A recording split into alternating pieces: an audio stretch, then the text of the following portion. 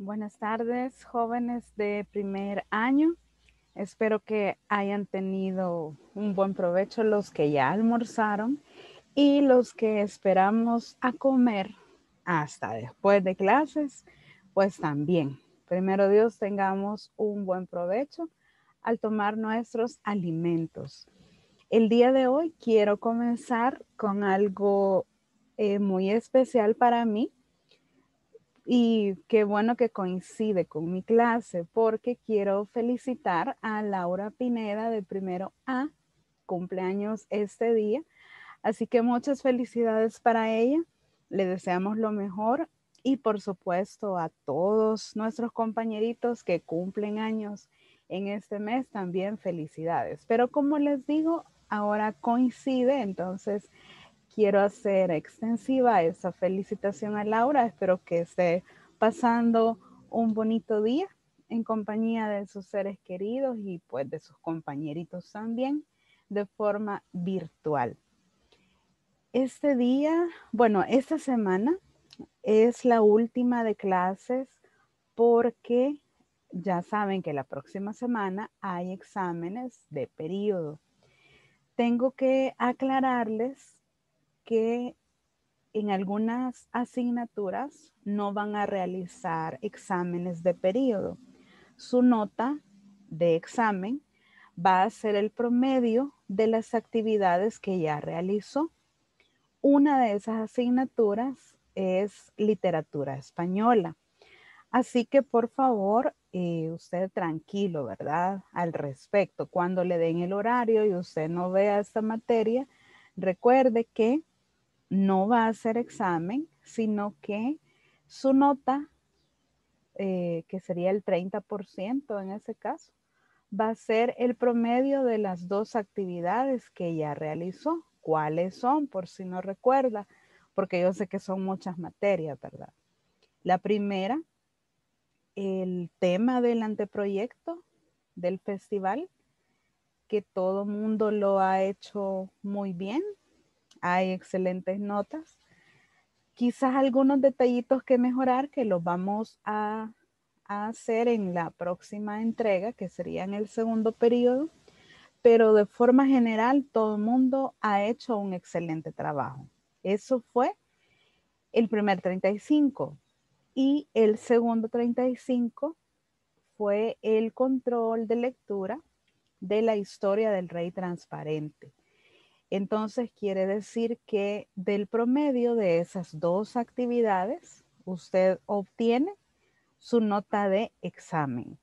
Si hay alguna pregunta al respecto de alguien que no me comprendió o yo no me di a entender cómo va a obtener Señor, su nota, me puede decir, dígame. ¿cuál dijo que era el primer 35? La entrega del anteproyecto. Entregaron el tema y un bosquejo de cómo iban a presentar su tema del festival. Eso fue en equipos. Sí, gracias, es que no me Ajá. acordaba, ¿eh?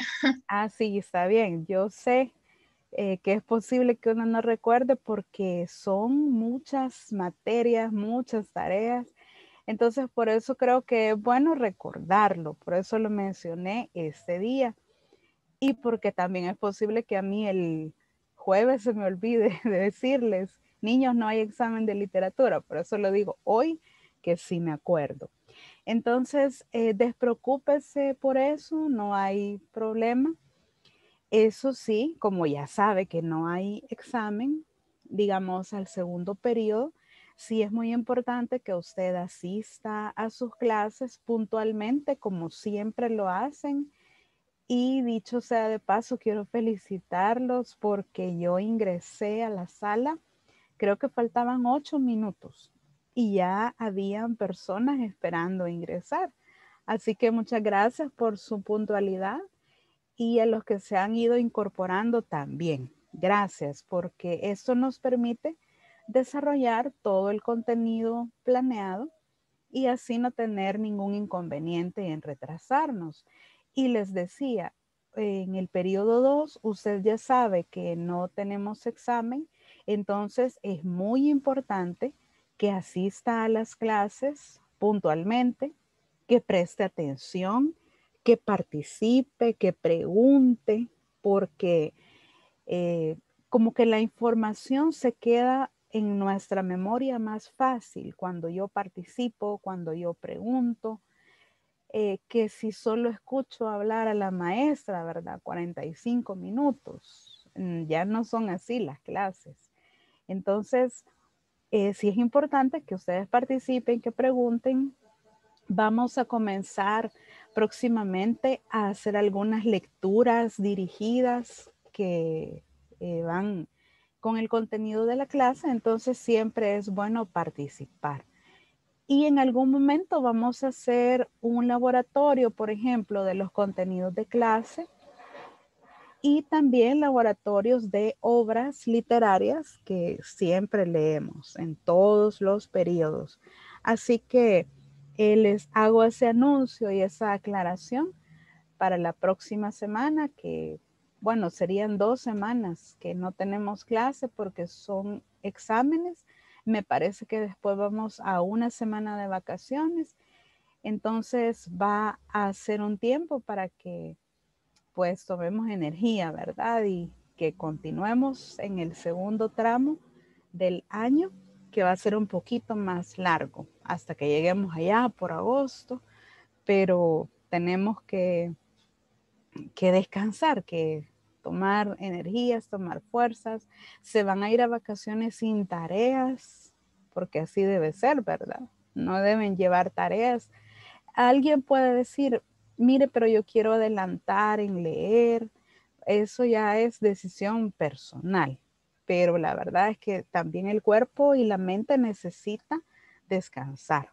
Así que ese es el panorama que se nos avecina en las próximas semanas. Desde ya les deseo lo mejor y pues usted prepárese, ¿verdad? Prepárese, haga lo mejor que pueda, haga su parte y pídale a Dios, porque siempre eso es muy importante. Dios es el centro de todo. Él es quien le da la sabiduría, así que es fundamental que siempre se encomiende a Él.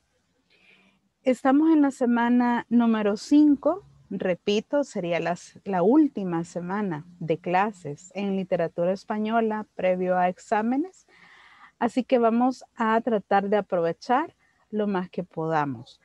Las indicaciones siempre debo presentarlas, aunque ustedes las cumplen al pie de la letra, pero es parte de la agenda que siempre tenemos que presentar las indicaciones. Y para este día vamos a comenzar la narrativa en verso, Mester de Juglaría y Mester de Clerecía. ¿Qué vamos a lograr al estudiar estos temas? 3 cosas mínimamente. Pueden ser muchas más, pero mínimamente vamos a lograr esas 3 que usted puede apreciar. Identificar un texto y clasificarlo, si es mester de juglaría o mester de clerecía. También va a poder hablar de las obras más importantes y de los autores más importantes en cada uno de este mester.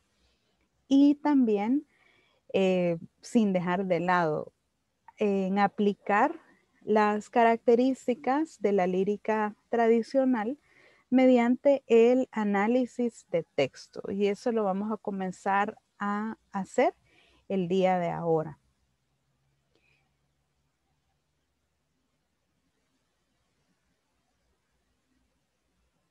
Sabemos que toda esta semana la vamos a dedicar a conmemorar el Día Internacional de la Mujer. Muchos de nosotros, quizás el día de ayer, con mucha alegría, ¿verdad? Deseamos felicidades a las mujeres de nuestra familia, a nuestras compañeras. Gracias, porque algunos estudiantes también me felicitaron a mí. Gracias, de verdad que eso es muy grato, saber que lo que nosotros hacemos día a día es apreciado por ustedes, así que muchas gracias. Pero quisiera también que pensáramos y reflexionáramos Yo sé que tal vez ya lo hicieron el día de ayer, pero toda la semana vamos a hablar de esto. ¿Qué implica esa conmemoración del Día Internacional de la Mujer? Y yo pensaba el día de ayer, cuando comenzábamos a hablar de este tema, qué triste realmente que en algún momento de la historia de la humanidad, las mujeres fuimos relegadas, fuimos privadas de muchos derechos y realmente fue una situación trágica y triste la que tuvo que pasar para que a la mujer comenzaran en la sociedad a darnos un lugar, digamos, o a darnos importancia. Ustedes creo que habrán estudiado en estudios sociales, por ejemplo, que en la antigüedad las mujeres éramos útiles únicamente para ser esposas, para ser amas de casa. Y en ningún momento estoy menospreciando eso, para nada. Esa es una de las ocupaciones más importantes que una mujer puede tener. ¿Cuál era el problema? Que no le dejaban ejercer sus derechos. Siempre una mujer se veía inferior al lado de un hombre y eso jamás tuvo que ocurrir así. Gracias a un grupo de mujeres, ¿verdad?, que luchó porque esto cambiara. Nosotros hemos nacido en otra época y gracias a Dios que sea así, porque creo que ninguna de las señoritas que está en esta clase, ni yo misma, me imagino, por ejemplo, que no me dejaran estudiar, que no me hubieran dejado el domingo antepasado ejercer el voto, por ejemplo, solo por el hecho de ser mujer. Eso es como uno de los aspectos vergonzosos, digamos, de la historia, o al menos yo así lo concibo, porque si los dos fuimos creados por Dios, esa es mi creencia, tenemos que ser iguales, así como actualmente lo somos. Usted ve en la política, hay mujeres, en cargos públicos hay mujeres, en instituciones públicas, en la policía, por ejemplo, que es una de las ocupaciones que a mí más me admira porque, bueno, en lo personal soy muy temerosa, entonces una mujer policía es de admirar, de verdad que sí. Y sobre todo por lo que decía al principio, porque no dejan de ser amas de casa, no dejan de ser mamás, llegan de sus trabajos a seguir de frente, a ayudar a las tareas, a hacer las labores del hogar y creo que ninguno de ustedes me dejará mentir. Si su mamá tiene también un trabajo fuera de casa, al llegar, ella llega, ¿verdad? A ver qué hace de cenar, a ver la ropa, a ver tantas cosas. Creo que sí, creo que no estoy equivocada al decir pues que las mujeres tenemos múltiples roles, múltiples ocupaciones y que no quiero que se oiga pretencioso, pero sí, la verdad es que ser mujer es algo muy especial, es un regalo de Dios. Así que gracias también a los caballeros que respetan a las señoritas y reconocen la importancia, por ejemplo, de las mujeres de sus familias, sus mamás, sus abuelitas, sus tías, todo eso. Háganles saber siempre que tengan oportunidad lo valiosas que ellas son para ustedes. Recuerden que la vida es un suspiro y que es incierto. Yo puedo planear cosas para la otra semana, pero solo Dios sabe si lo voy a lograr. Entonces es una realidad que no podemos negar, así que yo les invito a los caballeros que están en esta clase que siempre que tengan oportunidad hagan saber a las mujeres de su familia cuánto las aprecian y cuánto las admiran. Y comenzando con el desarrollo académico de este día, vamos a iniciar con el Mester de Juglaría. Si queremos ubicarnos en el tiempo, recuerde que estamos en la Edad Media, desde el siglo V hasta el XV. En el Mester de Juglaría nos vamos a ubicar en el siglo XII como punto de partida. Y usted puede ver que casi en todos los párrafos hay una palabrita en negrita y subrayada. Ya vamos a ver por qué. Y vamos a comenzar diciendo que el Señor, mes, ¿sí? disculpe que le interrumpa, Está pero bien. ¿qué siglo dijo, señor? 12, Ah, bueno, siglo gracias. 12. Y perdón por interrumpir. No, está bien, porque no puedo ver si levanta la mano, no hay problema. El siglo 12, ahí comenzamos. Entonces, el Mester de Juglaría dice que se llama así al conjunto de poesías épicas o líricas. Y vamos a hacer aquí la primera pausa. ¿Por qué está subrayado Mester? ¿Alguien sabe o recuerda si alguna vez lo ha leído o lo ha escuchado? ¿Qué significa o a qué hace alusión la palabra Mester en este tema? ¿Qué era el Mester? Es un tipo de trabajo. Perfecto, era un trabajo o era una ocupación, era como un servicio, digamos. Gracias. Entonces, si yo lo quiero cambiar, quiere decir, o el Mester de Juglaría hace alusión a la ocupación que tenían los juglares. Recuerda que los juglares eran una especie de artistas, ¿verdad? Del pueblo que andaban cantando poesías y que eran poesías épicas o poesías líricas. Y aquí viene otra pregunta. ¿Por qué está subrayada la palabra épica? A veces nosotros lo usamos, por ejemplo, mira, fíjate que el domingo fuimos a la playa y fue épico. Nosotros lo usamos así. ¿Qué quiere decir esa palabra épica?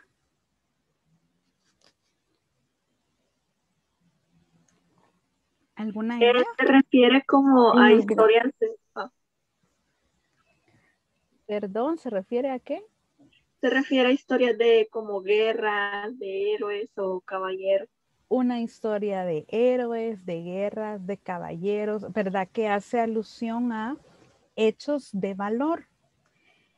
Pero cuando nosotros lo usamos, como el ejemplo que yo le estaba dando, que fuimos a la playa y fue épico, quiere decir que es un hecho digno de recordar, porque fue algo agradable, fue algo admirable, y entonces es épico porque vamos a recordarlo. Y justamente como nos acaban de decir, épica se refiere a hechos de valor, hechos de valentía, y por eso van a ser recordados por las personas. Entonces quiere decir que la primera ocupación de los juglares era decir poemas épicos, entre paréntesis, ¿verdad? Poemas que tenían como un tema principal hechos de valor. Así voy a entender la palabra épica. Y ahora la poesía lírica. ¿Qué es la poesía lírica o de qué va a hablar? Recuerdo que la vez anterior les comenté por qué a la poesía se la llamaba lírica. ¿Se acuerdan? Es como una poesía que es cantada. Ajá, es una poesía que es cantada y a diferencia, ¿sí? Disculpe, iba acompañada de la lira, ¿verdad? El instrumento musical. Exactamente, y va acompañada de la lira y a diferencia de la poesía épica, la poesía lírica me va a hablar de amor o de asuntos subjetivos de la vida cotidiana. Entonces, por esa razón, vamos a separar las poesías épicas, que van a ser hechos de valor, que vamos a recordar a un héroe, o van a ser poesías líricas, quiere decir que voy a hablar de amor o de asuntos cotidianos, siempre agradables. Y por supuesto que quienes hacían esto, el mismo título lo dice, ¿verdad? Son los juglares, o eran los juglares, mejor dicho. En el segundo párrafo dice que los juglares se apoyaban en la tradición oral. ¿A qué me refiero con la tradición oral y cuáles serían los beneficios o los aspectos negativos de la tradición oral? ¿Quién me puede ayudar? Que yo recuerdo un aspecto positivo era que como iban relatando en los pueblos, la gente de los pueblos iba escuchando las historias. Y un aspecto negativo era que como al ser oral, se cambiaba como su parte o su forma y se podría ir perdiendo la historia. Perfecto, muchas gracias. La tradición oral es que lo vamos contando, ¿verdad? De pueblo en pueblo, de persona en persona, y eso por supuesto tiene su lado positivo y su lado negativo. Ya nuestra compañerita nos ayudaba, ¿verdad? A recordar qué tiene de positivo una tradición oral, que puede alcanzar a un gran número de personas. ¿Qué tiene de negativo? Que en esa transmisión de información se puede cambiar un dato importante, se puede omitir o puedo hablar cosas como no fueron y entonces el mensaje cambia totalmente. Sin embargo, recordemos que en aquel momento la gran mayoría de personas no tenía acceso a una formación académica, por lo tanto la tradición oral era la que predominaba. Y también dice que se apoyaba en gestas. ¿Qué eran las gestas? Las gestas eran todas las narraciones de hechos épicos. Es decir, que si yo le contaba a alguien de alguna situación de valor de alguna persona que en la comunidad o que en el pueblo se consideraba héroe, al hablar de él, eso era una gesta, era una narración de hechos épicos. Y dice también que se le atribuía un carácter mitológico. ¿Qué es algo mitológico? ¿Cómo pueden definirlo en sus propias palabras? ¿Qué es la mitología? Como, bueno, la mitología griega, por ejemplo, es como una creencia que, o sea, no es real, sino que es tipo fantástica, pero que también viene de un cierto origen. Por ejemplo, en el caso de ellos, son criaturas mitológicas y son griegas. Y para ellos vienen del origen de los dioses, de los espíritus y eso. Perfecto, muy bien, gracias. Perfectamente explicado, ¿verdad? Algo mitológico es un conjunto de creencias que sí puede tener una base real, pero en su mayoría, como nos acaban de decir, ¿verdad? Son creencias, incluso cosas sobrenaturales. Por ejemplo, si hiciéramos la aplicación en nuestra sociedad, ¿cuál es nuestra mitología? Si alguien le pregunta, mira, ¿y cuál es la mitología en El Salvador? Por ejemplo, todos nuestros seres en los que nosotros creíamos, o más bien, más que todos nuestros abuelitos, tal vez, o nuestros antepasados, en la ciguanaba, el cipitío, en la carreta llorona, y todas esas creencias que los pueblos tenían constituyen una mitología. Eso es muy importante, esto de la mitología, porque identifica o es la identidad de un pueblo, que en algunas sociedades está más arraigado que en otras, ya es una cuestión diferente, pero todas las sociedades, indiferentemente del tiempo en que vivan, tienen una mitología. Y para el caso de la Edad Media, en el Mester de Juglaría, Esta mitología se veía reflejada en las gestas.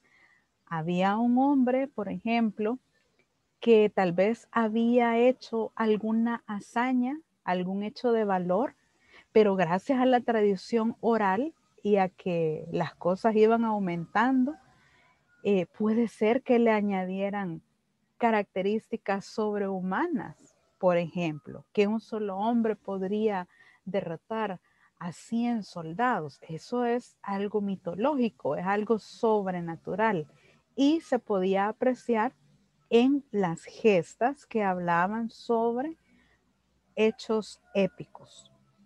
Dice también que los juglares fueron los primeros en emplear lenguas romances. Aquí quería recalcar que en las lenguas romances, aunque el nombre se escuche como romántico, ¿verdad? Como de amor, no es eso. Las lenguas romances son todas aquellas que se originaron de dónde. ¿Quién recuerda? Allá por séptimo grado creo que ven esto. Los primeros temas, si no recuerdo mal. Lenguas romances, ahí está el castellano, el francés, catalán, el gallego, portugués. Se originaron del De latín. latín, perfecto, del latín. Todas esas son las lenguas romances. Entonces, los juglares fueron los primeros en emplear este tipo de lenguas para cantar sus poemas, sus versos. Y en último lugar tengo que el mester de juglaría emplea versos hexadecasílabos o también los puedo llamar octonarios. ¿Cuántas sílabas serán en estos versos? ¿Hexadecasílabos u octonarios? ¿Cuántas sílabas les suena que dice hexadecasílabos?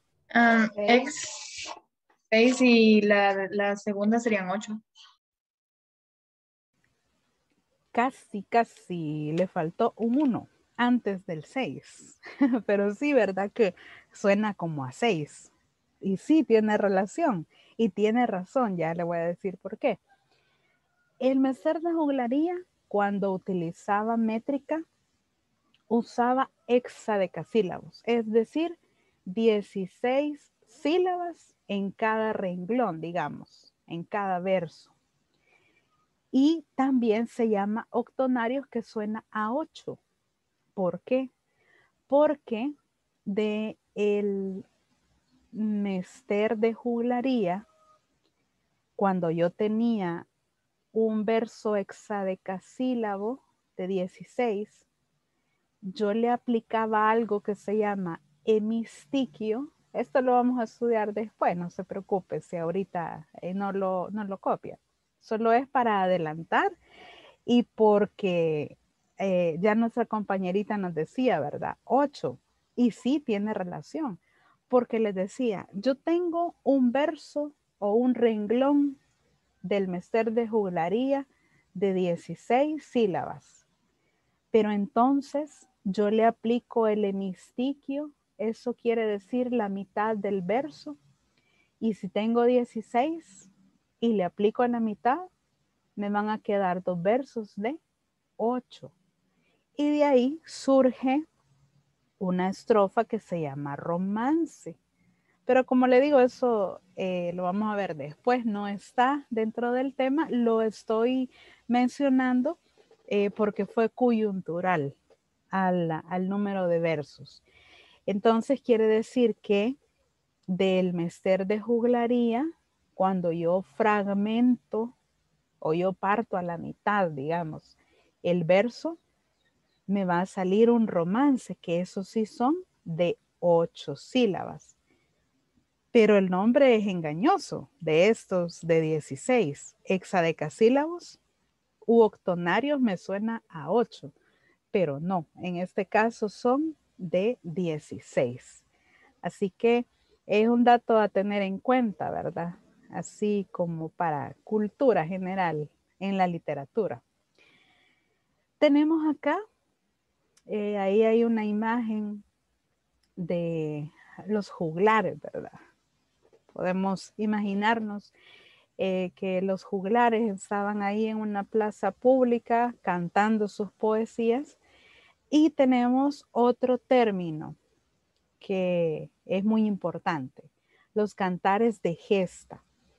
Ya decíamos que eran narraciones de fondo histórico que componían los juglares y siempre eran cantadas, transmitiendo a las personas las hazañas de un hombre que ellos consideraban un héroe. Por ejemplo, la vez anterior le ponía las películas de Disney. Recuerdo en ese momento en la película de La Bella y la Bestia, por ahí hay un héroe al que le hacen un cantar de gesta en algún momento de la película. ¿Quién recuerda cuál es? Hércules. Pero en La Bella y la Bestia. Ah, perdón. Creo que Gastón, ¿verdad? A Gastón, ajá. En La Bella y la Bestia, a Gastón, aunque realmente no es un héroe, ¿verdad? Pero eso lo supimos después. A él le hacen una forma de cantar de gesta. ¿Por qué? Porque están hablando de todas sus cualidades, de toda su fuerza, etcétera, etcétera. Y lo hacen cantando, incluso bailando. Hércules decían también, vaya, él sí es un héroe de verdad, porque sí su personaje era bueno, ¿verdad? Y también hay un momento en que allí en el templo están cantando, ¿verdad? Todas las cualidades que Hércules tiene. Entonces, esos son ejemplos de cantares de gesta. ¿Alguien quiere decir algo? No. Sí. No. Vale. Entonces, esos son ejemplos de un cantar de gesta. Alguien me puede decir, mire, señor, pero esos no son películas españolas. Yo lo sé, simplemente lo traigo a colación para que comprendamos ese término de cantar de gesta. ¿Qué era un cantar de gesta? Y ya tenemos ahí dos personajes, ¿verdad? A Gastón, para los que han visto La Bella y la Bestia, que creo que todos, las canciones que le hacen a él, exaltando sus cualidades, son cantares de gesta. A Hércules, que igual es una película muy emblemática de Disney, creo que todos la hemos visto, igual cuando cantan las hazañas y todas las características de Hércules, esos son cantares de gesta. Repito, le doy esos ejemplos para que nos quede muy claro, ¿verdad? Un cantar de gesta, porque son cosas que ustedes sí han visto, sí han escuchado y entonces es más fácil comprenderlo. ¿Qué características básicas tiene todo cantar de gesta? Bueno, es un carácter popular porque está dirigido a la mayoría de personas. Por lo general, a las clases bajas, ¿verdad? Por su carácter precisamente popular. Tiene un fondo histórico, siempre va a tener, por ejemplo, un lugar geográfico donde ocurre las hazañas o donde ocurren los cantares de gesta. Y el personaje a quien se le hace el cantar de gesta también puede ser un personaje real, que después le añadan características ficticias, es algo distinto, pero el personaje siempre va a ser real. Tiene realismo, por lo mismo que estamos diciendo, porque no es totalmente una fábula o un cuento producto de la imaginación, sino que de verdad es algo que ocurrió, es una persona, pero que por la transmisión oral y el carácter popular va a tener ciertas características sobrenaturales o mitológicas, como ya lo vimos. Y el carácter evolutivo está relacionado directamente con la transmisión oral, porque ya vimos que podemos ir modificando cosas, podemos ir cambiando hechos y esto produce o supone un cambio en los hechos. ¿Hay alguna pregunta sobre alguno de los términos que hemos visto o que hemos estudiado? Puede hacerla sin ningún problema. Yo de lo anterior, que es que se me fue el internet, no le puedo preguntar. Entonces, Dígame. quería saber qué fue lo que dijo que eran octonarios. Octonarios es el mismo nombre de los versos hexadecasílabos. Quiere decir 16 sílabas en un verso, en Bueno, un gracias. renglón. Y que es fácil, dijimos, confundirlo con 8. El nombre es engañoso, pero no, son octonarios. Sí, Quiere yo le decir, dije que era 8 y 6 y gran pena ahí. no, para nada. Para eso estamos aquí, para que entre todos nos acordemos de las cosas. Igual yo en algún momento puedo decir algo que no es y ustedes me dicen, por favor, no es que aquí queda grabado, por favor díganme, señor se equivocó, por favor. Entonces, octonarios o también llamados hexadecasílabos son 16, que no los vamos a confundir con los octosílabos, son los otros que nos pueden engañar. Bien, la obra más importante o más representativa del Mester de Juglaría es el Cantar del Mío Cid. También se le llama el Poema del Mío Cid. Cualquiera de los dos nombres es correcto. Y esta obra es anónima, no sabemos a ciencia cierta quién fue su autor, aunque algunos estudiosos, algunos académicos, se la atribuyen a Pere Abad en el año 1207. Pero repito, esto es una teoría, no lo podemos tomar como que así es.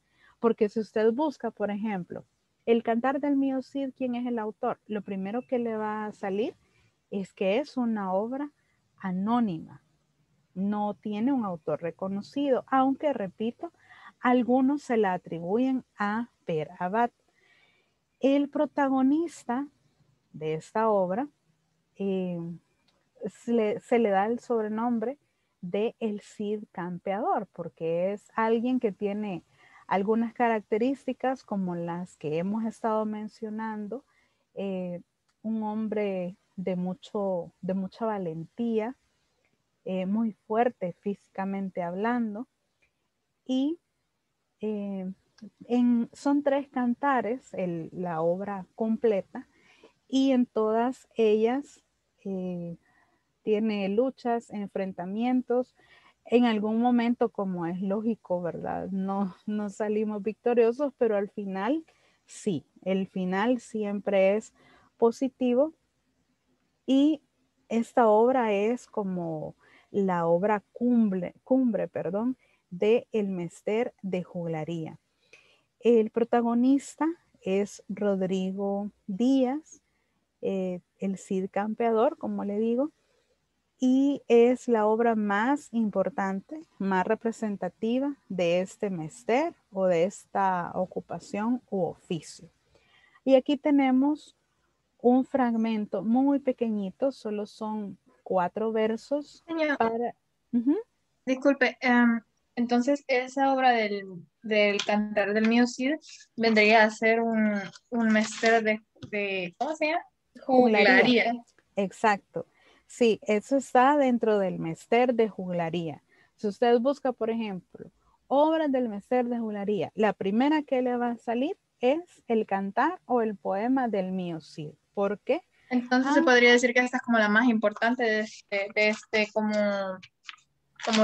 ay, no sé cómo decirlo, pero como de de esta corriente, de ajá, esta ocupación, de este género. de esta Sí, narrativa, digamos así. exacto. Esta es la más importante y de las más reconocidas, porque realmente los demás pueden encontrar solo poemas aislados, pero así una obra como tal esta es la más reconocida, es la obra cumbre del Mester de Juglaría o de esta narrativa, ¿verdad? Como usted dijo, le podemos llamar así Gracias, para señor. ubicarnos. Bueno, gracias a usted. Entonces le decía que son solo 4 versos para que tratemos de contar si efectivamente son versos octonarios o versos hexadecasílabos.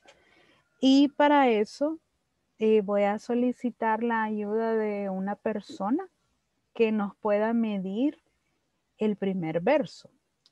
Cuando digo que lo pueda medir, es que nos diga la separación que va entre cada palabra, cómo va la separación y comprobemos si de verdad tiene 16 sílabas o no. Entonces, vamos a ver. No lo hago así por lo general, siempre pido que sea voluntario, pero vamos a ver ahora si Diego Antonio Retana, de primero F, nos puede ayudar a dividir el primer verso. Puede abrir el micrófono y decirnos cómo va. Y aquí entre todos lo apoyamos. Diego Antonio Retana, del primero F.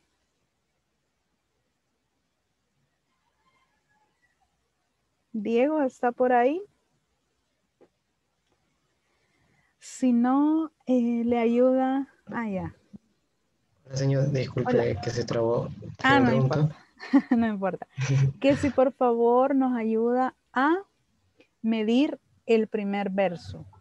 Necesitamos 16 sílabas. ¿Cómo va la separación?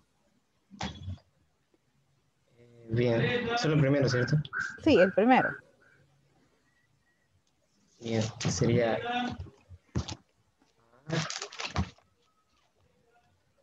los que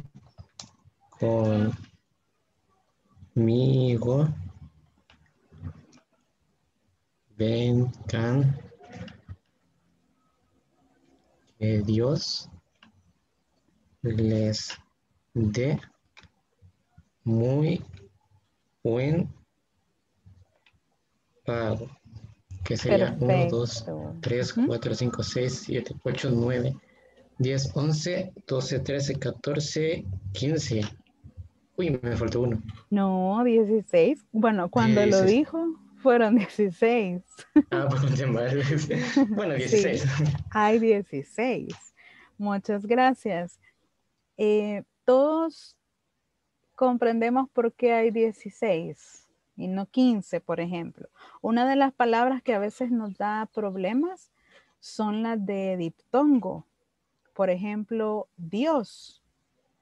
Es un error si yo lo separo. Di-os. Tiene que ir junto porque es un diptongo y porque no hay una tilde sobre la vocal cerrada. En este caso es la I. Entonces eso tiene que ir junto. Dios. Una sola palabra. Una señorita que nos quiera leer el segundo verso, por favor. Señor. Gracias. Sería también a los que se quedan contentos, quiero dejarlos, y creo que ahí se cumplen los 16. Perfecto, se cumplen los 16. Gracias. Ahí vimos otro ejemplo. Sería un error si hubiéramos dividido quiero. Sería un error porque no puedo deshacer esa unión, digamos. Tiene que ir quiero. No hay ninguna tilde sobre la vocal cerrada que me separe la unión de esas vocales. Entonces, en esos dos ejemplos comprobamos así de manera rápida que efectivamente son versos hexadecasílabos o son versos octonarios, como usted le quiera llamar. En la próxima clase vamos a seguir estudiando y haciendo más ejercicio. Recuerde que siempre que quiera preguntar algo, así como lo han hecho ahora, es perfecto. Abra su micrófono y pregunte, que de eso se trata. Muchas gracias a todos los que colaboran, a todos los que preguntan.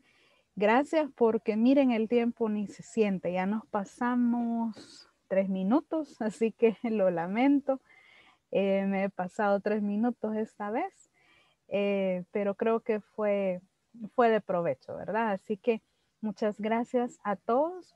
Pueden desconectarse. Nos vemos el día jueves y les deseo una feliz tarde. Cuídense mucho. Hasta pronto. Gracias, señor. Feliz tarde. Hasta feliz tarde, Gracias, señor. Gracias.